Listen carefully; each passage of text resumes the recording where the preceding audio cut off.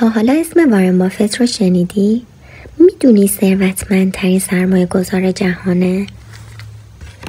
میخوام در این ویدیو و ویدیوهای بعدی خلاصه کتاب 23 اصل موفقیت وارن بافت رو براتون توضیح بدم که کلا شامل 2 قسمت میشه. یکی 7 اشتباه نابخشودنی در سرمایه گذاری که 3 موردش رو در این ویدیو و این هفته براتون توضیح میدم و 4 مورد بعدیش رو در ویدیوهای آینده با هم دیگه میبینیم. پس همراه من باشید.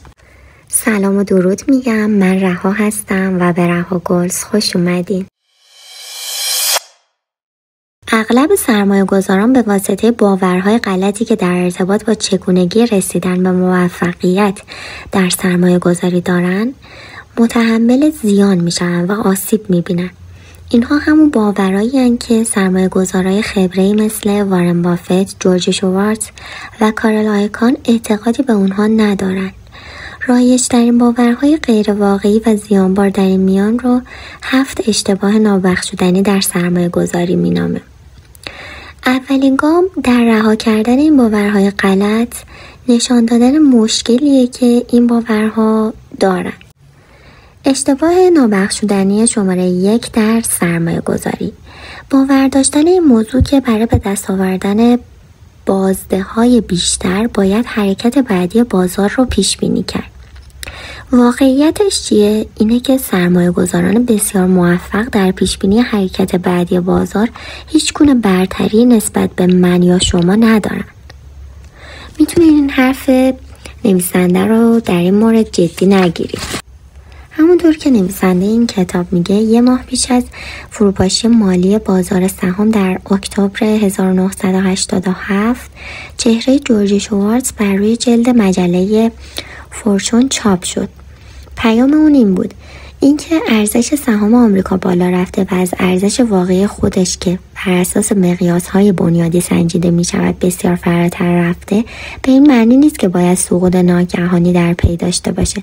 تنها افزایش بیش از حد ارزش بازار بیش از ارزش واقعی اون نمیتونه به این معنی باشه که این روند تداوم نخواهد داشت.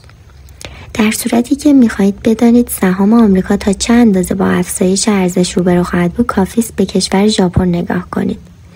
جورج شوارتز در حالی که به سهام آمریکا خوشبین بود، احساس کرده بود نوعی فروپاشی مالی در ژاپن در راه است. اون پیشبینی خود را در مقاله‌ای در فاینانشال تایمز در تاریخ 14 اکتبر 1987 تکرار کرد. 1 هفته بعد صندوق سرمایه گذاری مشترک کوانتوم که شوارتز مالک آن بود بیش از 350 میلیون دلار زیان کرد که این اتفاق در پی فروپاشی مالی در بازار آمریکا و نه در بازار ژاپن رخ داد. به این ترتیب کل سود اون در اون سال در ظرف چند روز از بین رفت، به طوری که شوارتز اعتراف کرد موفقیت مالی من در تضاد کامل با توانایی من در پیشبینی رویدادهای بازار است. اما بافت اون هیچ علاقه‌ای به این که حرکت بعدی بازار چه خواهد بود و تمایلی به هیچ گونه پیشبینی ندارد. به اعتقاد اون پیشبینی‌ها ممکن است نکات زیادی در مورد شخص پیشبینی کننده به شما بدهند، اما هیچ چیز در مورد آینده به شما نمیگویند. سرمایه گذاران موفق به پیشبینی حرکت بعدی بازار اتکا نمی کنند. در واقع بافت و شوارتز هر دو اولین کسانی هستند که میپذیرند در صورتی که به پیشبینی هایشان نسبت به بازار اتکا می کردن سرمایه خود را از دست می دادن. پیشبینی از اجزای اساسی بولتن های سرمایه گذاری و بازاریابی برای صندوق های سرمایه گذاری مشترکه و نه جزئی از سرمایه گذاری های موفق. و میرسیم به اشتباه نابخشودنی شماره 2 در سرمایه گذاری: باور مشاور. اگر من نمیتوانم بازار را پیش بینی کنم، حتما شخصی است که بتواند این کار را انجام دهد. تمام کاری که باید انجام دهم پیدا کردن آن شخص است. واقعیت چیه؟ اینکه اگر شما بتوانید واقعا آینده را پیش بینی کنید، آیا آگاهی خود را از روی پشت بام ها به همه اعلام میکنید؟ یا آن را به هیچ کس نمیگویید و با ارائه درخواست خرید به شرکت کارگزاری و انجام معامله پول زیادی به دست میارید؟ الاین گارزارلی یک تحلیلگر تکنیکال ناشناس بود که در 12 اکتبر 1987 فروپاشی مالی قریب الوقوعی در بازار سهام را پیش بینی کرد. این پیش بینی دقیقاً یک هفته پیش از دوشنبه سیاه اکتبر بود. ناگهان گارزارلی به چهره مشهور رسانه ها بدل شد و در مدت چند سال این شهرت خود را به ثروت هنگفتی بدل کرد. آیا این موفقیت را با پیروی از ایده خود کسب کرد؟ خیر. او به یکی از گران قیمت ترین مشاوران در آمریکا با دستمزدی در حدود 1.5 تا 2 میلیون دلار در سال تبدیل شد و پولی که به صندوق سرمایه گذاری مشترک تازه تأسیس او ریخته شد در کمتر از 1 سال به 700 میلیون دلار رسید. با دستمزدی معادل 3% برای مدیریت وجوه افراد و شرکت ها، مبلغ معادل 21 میلیون دلار در هر سال کسب می‌کرد. چندان بد نبود، گرچه این دستمزد به کارفرمای گارزارلی و مدیر صندوق یعنی شیرسان لمان برادرز تعلق داشت و نه به خود گارزارلی. در سال 1996 گارزارلی سرمایه گذاری بر روی یک خبرنامه را آغاز کرد که به سرعت 82,000 نفر مشترک آن شدند. منافع تجاری حاصل از مشاوره پول زیادی را برای شیرسان و الاین گارزارلی ایجاد کرد. اما پیروان آنها چطور؟ تا سال 1994 میزان افزایش دارایی این صندوق سرمایه گذاری مشترک در حال کاهش بود، به طوری که این روند تا جایی که ادامه یافت که عملکرد اون نسبت به میانگین بازار کاهش یافت. میانگین بازده برای مدت فعالیت صندوق سالانه 4.7% بود، در حالی که این میزان برای S&P 500 5.8% بود. اولین بولتن خبری گارزارلی در سال 1997،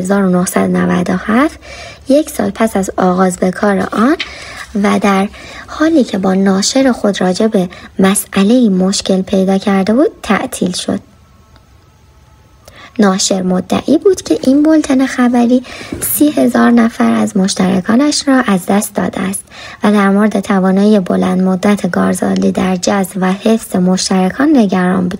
گارزارلی گفت که تنها 15,000 نفر از مشترکان را از دست داده و بخشی از مسئولیت این اتفاق را متوجه ناشر خود دانست که به عقیده او در بازاریابی برای بولتن خبری به خوبی عمل نکرده بود.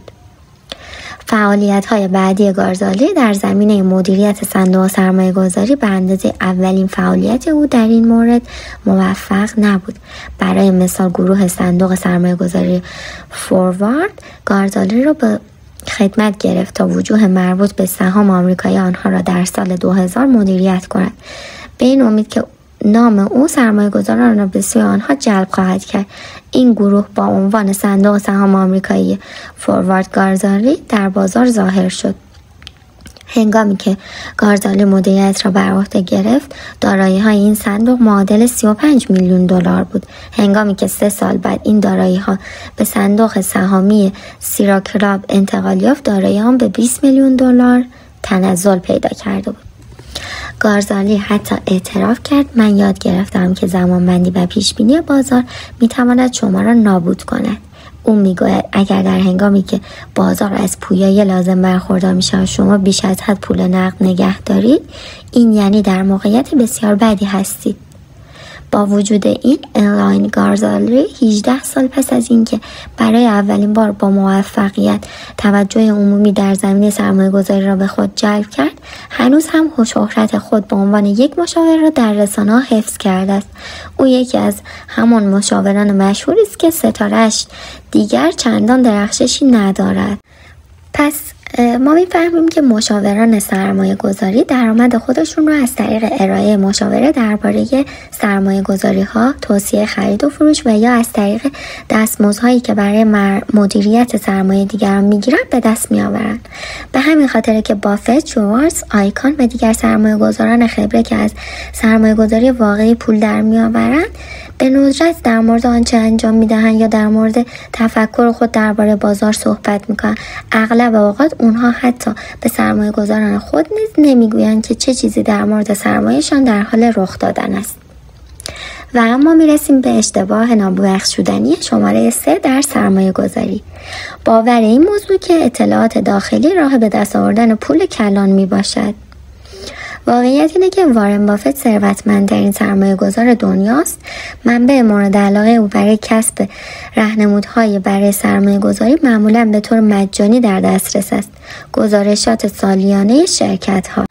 جورج سوارتز هنگامی که در سال 1992 10 میلیارد دلار برای فروش استقراضی پوند استرلینگ سرمایه گذاری کرد، عنوان مردی که بانک انگلستان را در هم شکست را به خود اختصاص داد. او تنها نبود، نشانه هایی که حاکی از سقوط قریب الوقوع استرلینگ بود برای تمام آنهایی که دید صحیحی داشتن وجود داشت.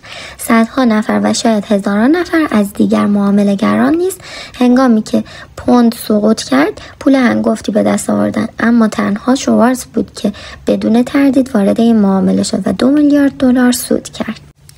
اکنون که بافت و شوارتز مشهور شدند به مقامات ارشد دسترسی دارند، اما زمانی که سرمایه گذاری را شروع کردند کاملا ناشناخته بودند و نمی توانستند انتظار هیچ خوشامدگویی را داشته باشند.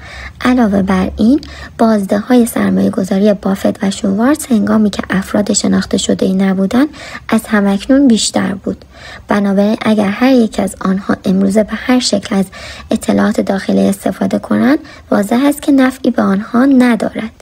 بافت نیز در این مورد میگوید با اطلاعات داخلی کافی و 1 میلیون دلار به راحتی میتوانید در عرض 1 سال ورشکست شوید. ممنون که تا اینجا همراه ما بودین. خوشحال میشم که دکمه سابسکرایب رو بزنید و این ویدیو رو لایک کنید و کامنت بذارید برامون و اگر دوست داشتید برای دوستاتون این ویدیو رو ارسال کنید. تا اینجا 3 مورد از 7 اشتباه نابخشودنی در سرمایه گذاری رو از کتاب 23 اصل موفقیت وارن بافت براتون توضیح دادم و 4 مورد دیگرش رو هفته آینده در ویدیوی بعدی براتون توضیح میدم. پیروز و سلامت و سربلند باشید.